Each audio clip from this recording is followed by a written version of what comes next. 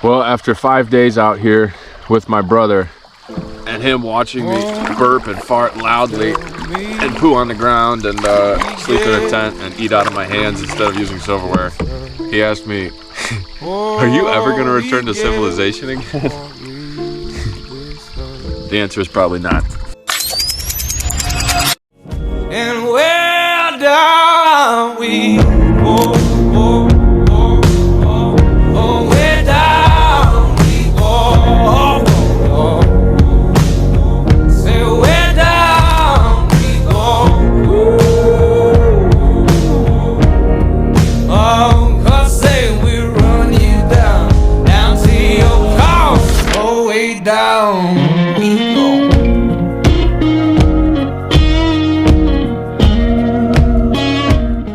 First thing I had to do when I got my canoe out of the water was adjust the seats because they're always sliding me forward, and then add D-rings onto the gunnels so I could secure the gear and have somewhere to attach a sail if I ever get a tailwind. I was staying with Ben. He commented on one of my YouTube videos saying I'd have a place to stay when I made it to Great Falls, and I replied with my cell phone number, deleting it after he texted me. He picked up me and Andrew, and then I spent 2 days at his place staging my gear, resupplying, and getting ready to launch with my other brother Dan, who flew in the day that Andrew left. Ben did a lot to help me, and I really loved hanging out with his family too. But the biggest favor he did us was to drive up to Widow Coulee, which is past the 5 dams and multiple rapids that run through the river at Great Falls. I live in Great Falls, youth pastor here in town, and saw his videos going through Bob Marshall Wilderness, and I was like, oh man, that's a pretty cool adventure. And then I saw the video right before he got in the canoe. Right away, we were bumping up along stuff underneath the canoe because it was so weighed down. I have a 332-mile stretch without a resupply,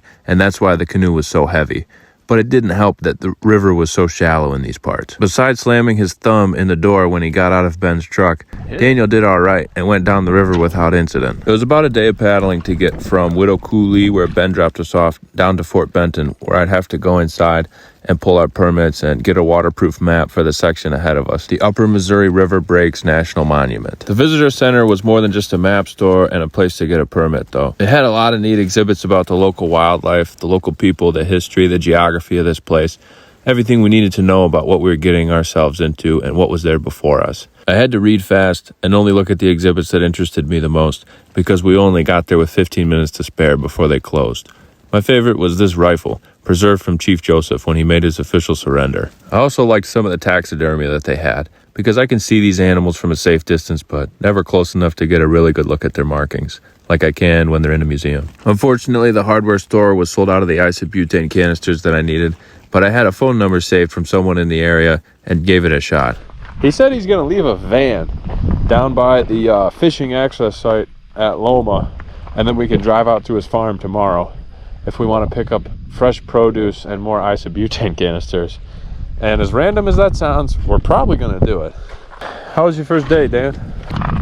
You know, a couple hiccups along the way. But overall 10 out of 10. Yeah, he's really good at this. He reads the river really well. He knows where everything is. He knows where all the dangers are, and I'm glad I have him in my front seat. Daniel couldn't take the pain. He said it was waking him up at night, and he had to keep his hand above his head to keep the blood from rushing into his thumb. So we had to do the ugly work of heating up a piece of metal. In this case, we used a paper clip until it was red hot, poking it onto his thumbnail to pop a hole in the nail, and then drain all the blood that was underneath the nail. Yeah, because that's where all the blood backed up. And now it's all coming out. So like all that blood was trying to get out from under your fingernail.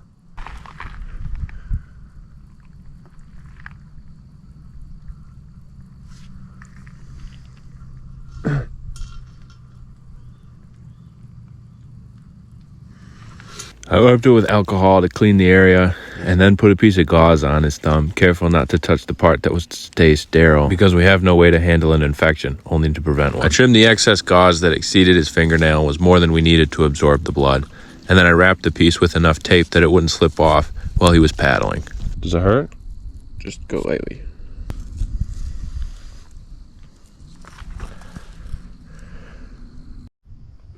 What do you want? Bell pepper.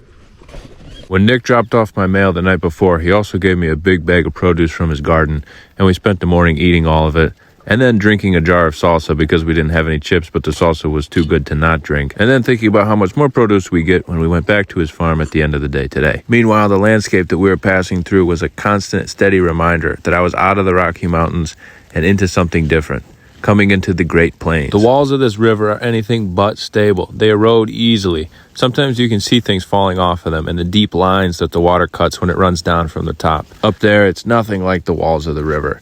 It has a slow, easy grade to it. It looks flat forever, but the closer you look, the more it looks like there were waves heaving in a storm and it got frozen in the land. It's not exactly flat for as far as the eye can see, but it's something close to it. The most texture in this landscape is found in the coulees, the space between the edge of the river and the top of the land, that part that's eroded with all the formations in it.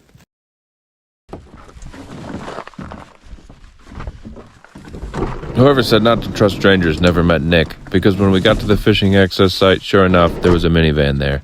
We loaded up the water jugs we had just emptied the day before, so we wouldn't scrape the canoe bottom on the rapids, and then jumped into his piece of crap minivan that actually started when I turned the key and drove over to his farm. He's a cool guy, pretty knowledgeable about the area and pretty funny too. Dan asked him how he got all his plants to grow, and he said, I talked to him. He had some remark waiting for every question that we asked. I asked him if he had Venmo, and he said his dog was named Venmo. It was like the guy didn't take anything seriously, but underneath all that, he was really kind. He gave us elk steaks, which we cooked up in his kitchen with beef tallow and kinder spice, and then finished off with some raw milk. His house was a kingdom of hunting and trapping too. Look at all these pelts he had on his wall.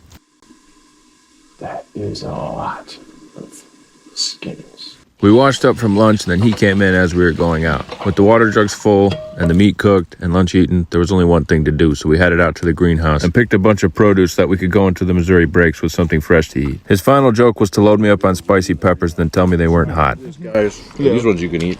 They're not hot. No. They are in fact hot, but I didn't know that until I was a day down the river and took a massive bite of it first thing in the morning. Then I found out Nick had played me. We got back into the piece of junk minivan with the spray-painted black windows and no seats and rode down to the river, where we carried our water jugs, a bag of produce back to the canoe, launched that pig, loaded all the way down to the water, and then headed down the river. Man. This part of the Missouri was a world of wind, clouds, and geese that won't shut up. The blood had drained out of Daniel's finger, and he was starting to feel better for it. No more pressure when he paddled. I also felt massive relief that Nick had helped us get those fuel cans, so we wouldn't have to start a fire every night in the breaks. We walked a few more shallows, and then got to a camp right around dark. What you got there, Dan? A tumbleweed that doesn't tumble. Come on, Mr. Tumble. Let's give it some rumble. I got a little something. Yeah, sure. You gotta bowl it.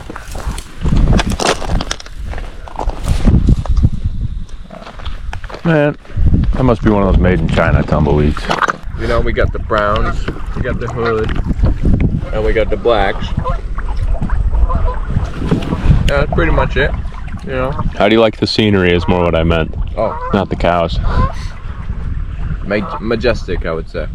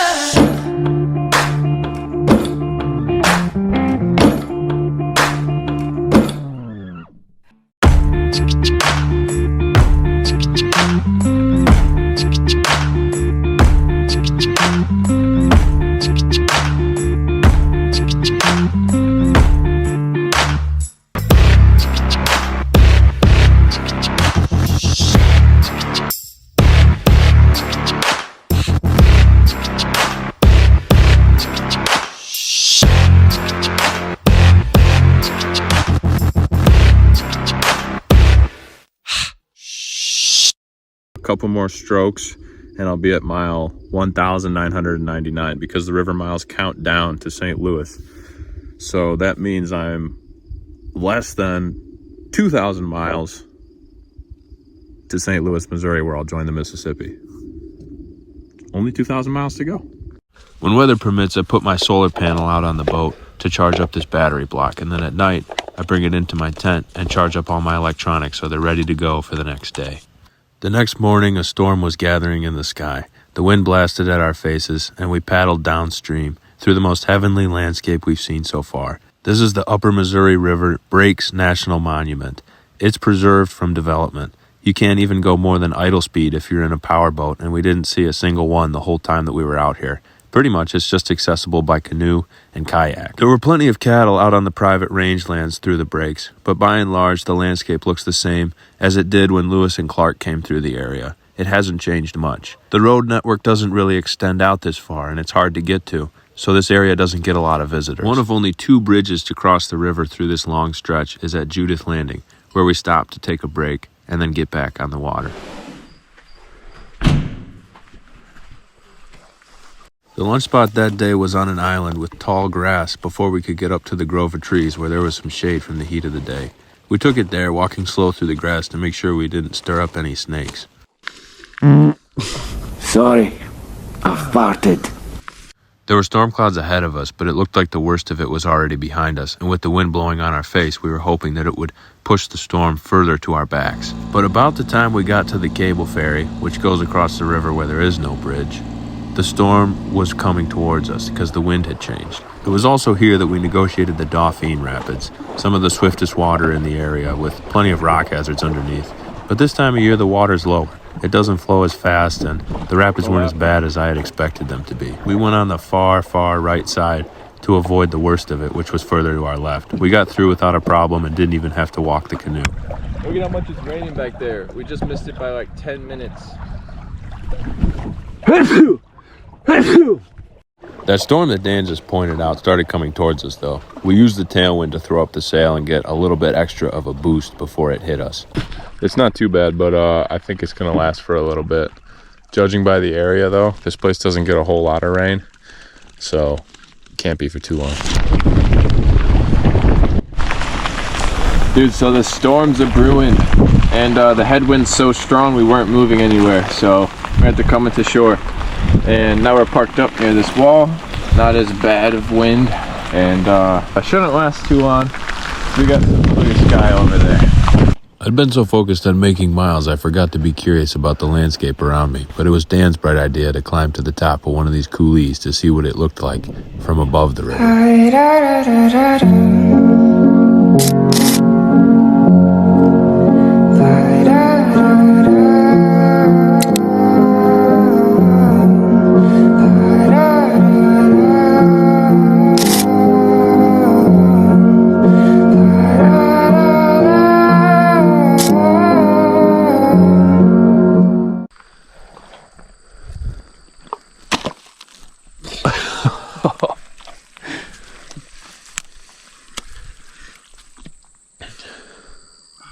Dude, it's such a nice seat. You just going to chill there for a while? Dude, it's so comfy, bro. It's the most comfortable I've been. You're insane. Oh my gosh.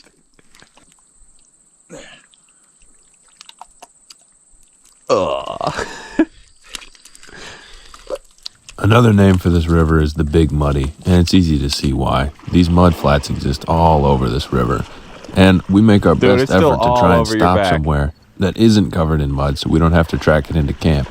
But during the day when you're just stopping for a quick swim or whatever, it doesn't matter. Once we got the canoe loaded back up, we got back on the river and started paddling for the second bridge that crosses the breaks. US Highway 191. Under it is Kip State Park, where we would be getting water for the rest of the stretch all the way down to Fort Peck. Hey there. How are you doing? Doing good. How are you? You look like you know this place pretty well. Just a little bit. All right, you probably know if the water's good or not, right? The river water? No. There's supposed to be a spigot in the park somewhere. No, all our water is non-potable. Okay. Hi. This is my brother. You don't have to hide.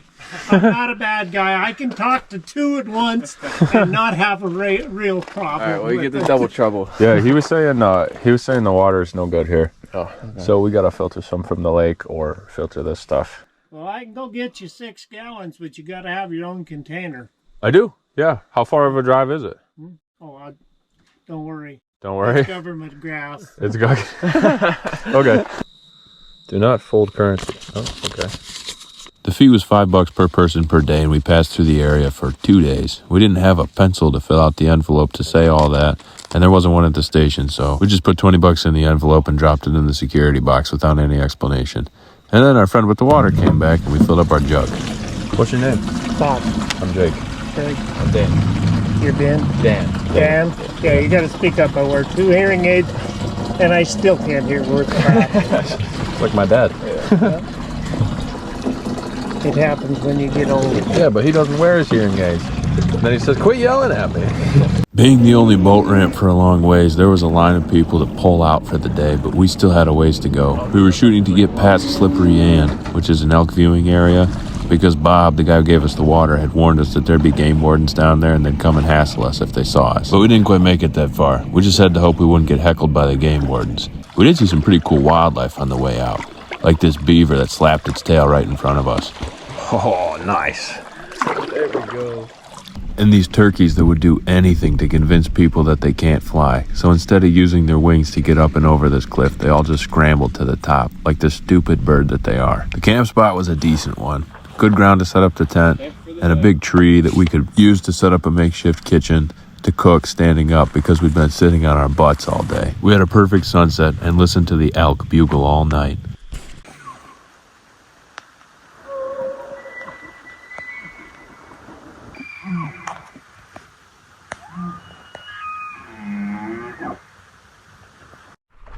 We had to wait for the fog to clear so we would have some visibility on the river once we got out there, and the earlier foreshadowing from Bob came true. Don't stop at Slippery End. Slippery End? Mm-hmm. Okay. Because, What's going on there? Well, that's the elk viewing area, and there's liable to be game wardens to heckle you. So do you guys have an aquatic invasive species prevention pass? Well, this boat's from Montana. Yeah. I'm good. You got somebody stashing food periodically? No, dude, what I do is I go get Walmart on their website, and then I order everything through Walmart, and then put my house address as somebody's house close to the river and wait at the end of the driveway. Seriously? Yeah. But like right now, we packed out 15 days of food, so like we can go for a while, you know, and it's basically like a tour of every Walmart on the Missouri River, but yeah. Other than asking for that pass that I apparently don't need because I bought the boat on the Jefferson River, these game wardens were mostly just bored. I mean, they stopped because they were looking for elk hunters. It's archery season out here, and there's elk everywhere. But mostly they just wanted to chat and see what we were doing out there, if we were catching any fish, and if we were making miles and all that. But this was about 4 hours after Slippery End, and they still got us. Yeah, one day at a time. See you guys. Good luck to you. Stay safe. Thank you. Yeah. Even though I'm grateful to have the heat instead of winter in this time of year, we still needed a way to get our energy back in the middle of the day, so we took a swim call in all this mud, and then Daniel invented a game. Just use the grass as the line. Just use the grass? Yeah, it's in a pretty good line. All right. We had a long jump competition, and whoever had the furthest mark back in the mud lost. Nice. Even though I run like a donkey missing 2 legs, Daniel still managed to lose. I went backwards and messed it up. Still further than me though. And that's our lawn jump. The river was getting wider as it slowly turned into Fort Peck Lake, and we were losing the current as we moved closer to the lake. We had to dog it out on our paddles. Sorry, I farted.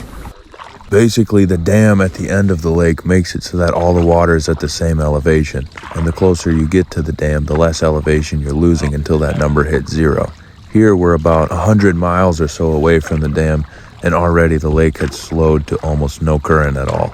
All the motion we were making was what we could do with our paddles. If we stopped paddling, we'd stay in the same exact spot. The lake is 115 miles, and that's on a straight line from point to point to point, all the way across the lake to the earthen dam at the end in Fort Peck. Including the many coves on the lake, the coastline measures more than 1,500 miles. That's longer than California's coastline. And all that was still water. The further we went, the bigger the lake got, and the more exposed we were to the weather. we definitely had our work cut out for us.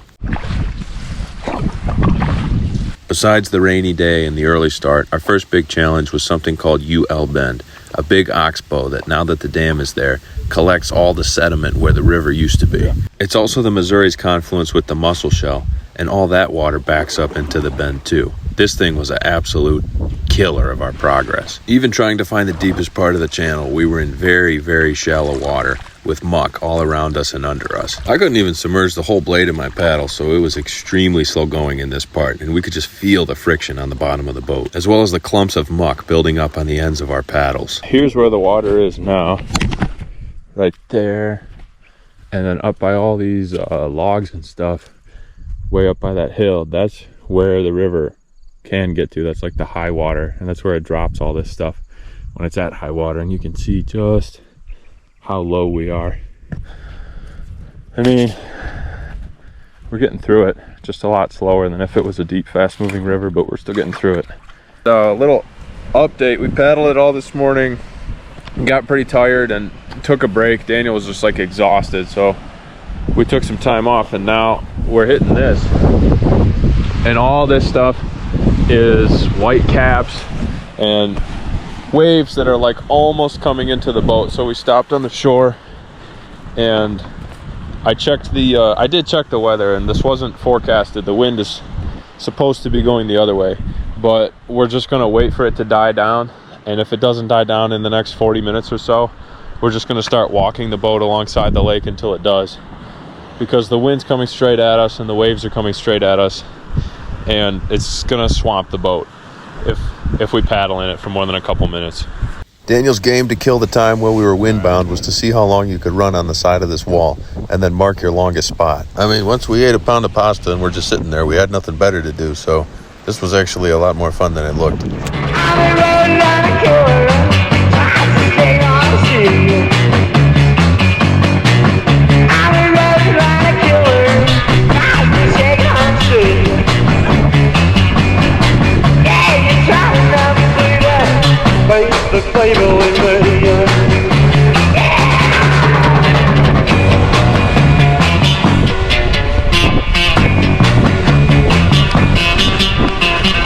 What else are we doing, Dan? Just waiting for weather. Yeah, just waiting away. Pasta sauce, olive oil, seasoning, croutons, meat, beef rather, and I got some bacon and seasoning to put on it. How do you like it, Cheddar Dan? Oh, it's amazing. I could eat this every day, all day. He's only saying that because it's what we eat every single day. It's calming down. I only see a few white caps, so Dan's picking up the canoe, and we've got about an hour and 30 minutes left of daylight. Every finger between the sun and the horizon is 15 minutes, and it's about 6 fingers till dusk. You ready to get out of here, Dan? Yes, sir. All right. We paddled until dark and then some, and during that twilight we saw the carp doing their bizarre feeding where they come to the water and hold their mouth open looking for anything. Those bubbles? Yeah. It's like...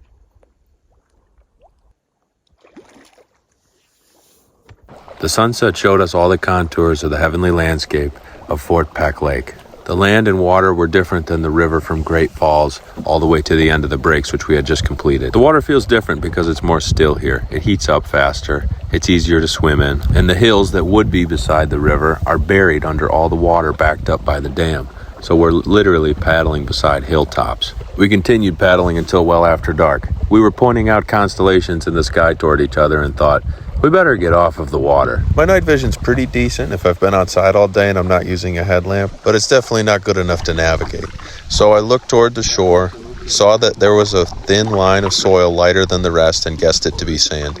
I was right, and that's where we ended up camping that night. Tried getting up even earlier to beat the wind today. Dan's breaking down his stuff right now, and then we're gonna go. We already have everything packed, but I can already feel the wind. It's only 6:20 in the morning and we're leaving, and it's barely light enough to see, but yeah, it's already a little windy. Basically what I've been doing to get up on time is putting my phone into a dry bag and then throwing it from my tent with an alarm set.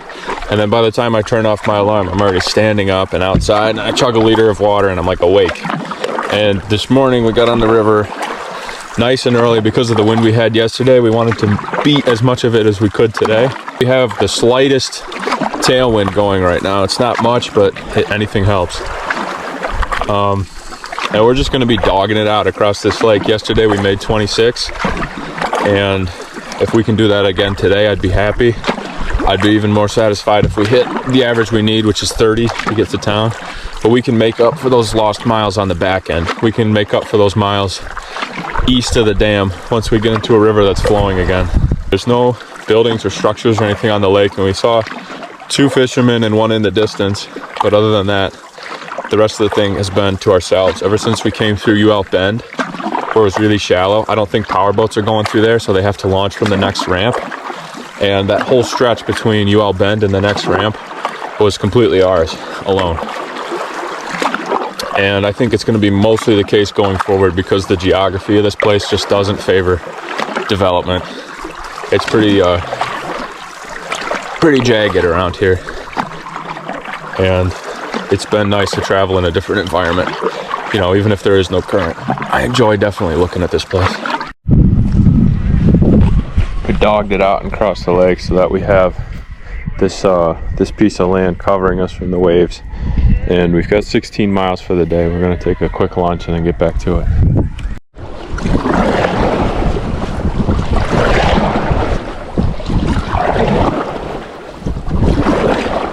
According to our wind indicator, which also doubles as a sombrero, the wind was blowing directly in our faces. We crossed the lake here a distance of about 1 mile to get to the side of the shore from where the wind was coming. In this way, the waves wouldn't have time to pick up all this momentum as they were rolling towards us. We'd be right on the shore where the waves started. It looked like there was going to be a tailwind, but it only lasted for a few seconds and I had to pack the sail up. Instead, we just fought the waves all the way to that north shore so that we wouldn't be dogged by them anymore. And when we got there, we had to bail out some of the water and eventually had to get off of the lake to eat dinner and wait for the water to die down. It was another sublime sunset as we ate the same thing we've been eating every other night. But the wind had calmed, and quickly thereafter, the waves started dying down too. They were manageable at first, and then the lake was flat entirely, so we paddled out in the dark.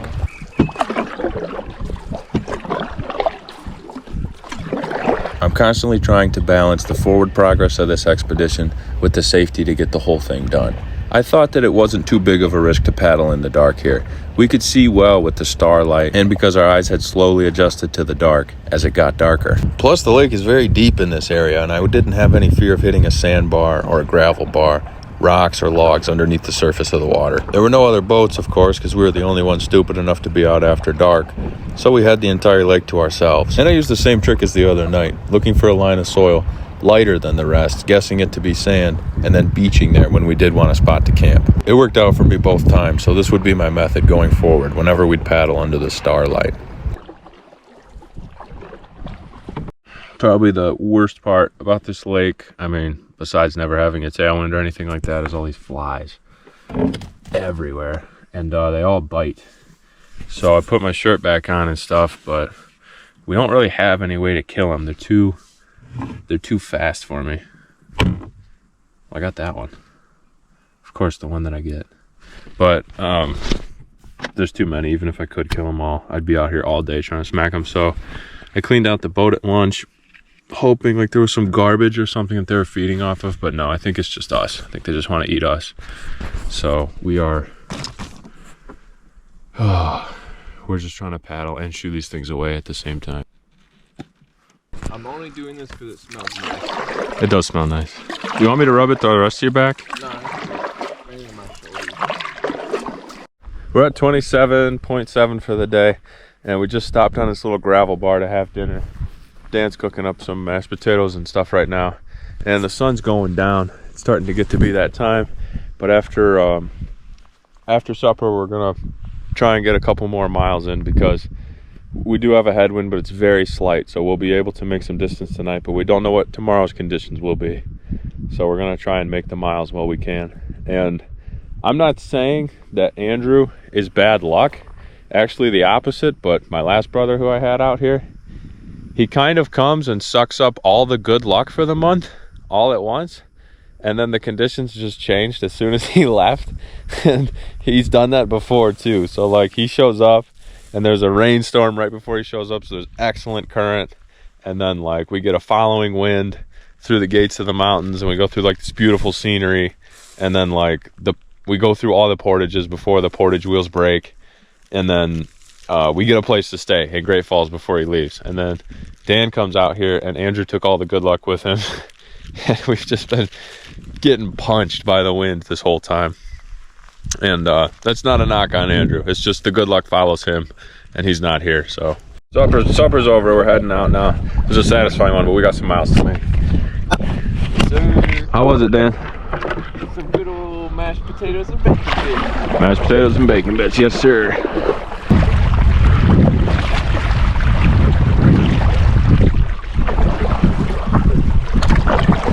Point goes way out there, and we need to go into that water, so we're just gonna portage it, so it's a whole lot simpler.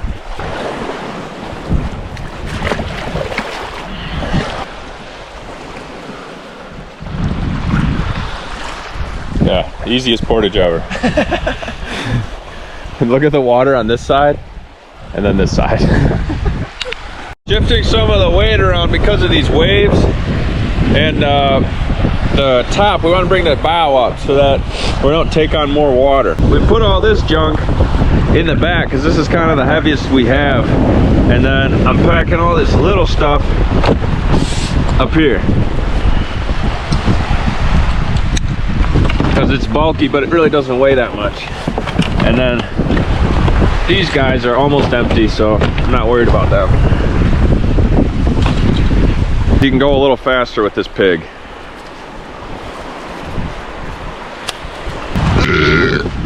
Ready? And we took on quite a bit of water, so we're stopping to bail before we launch again.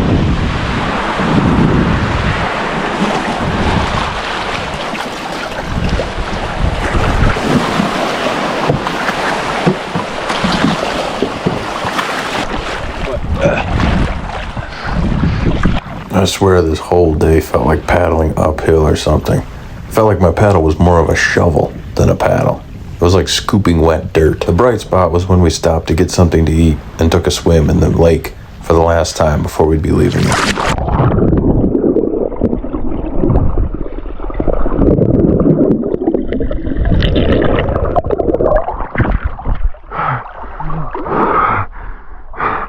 How do you feel?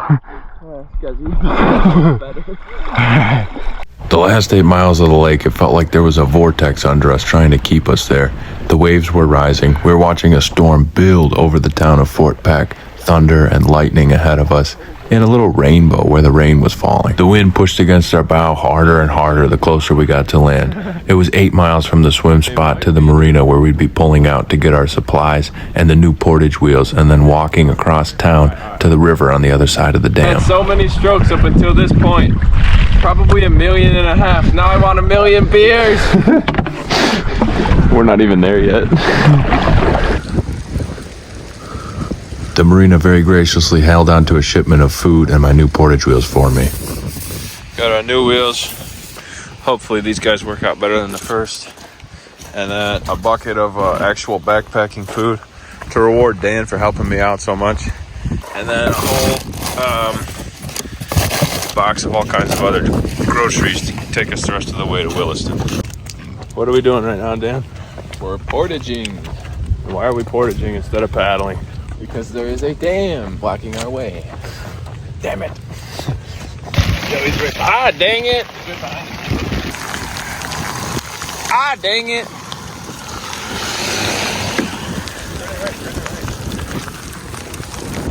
Well, there's a storm, but at least we had to portage today, and the canoe is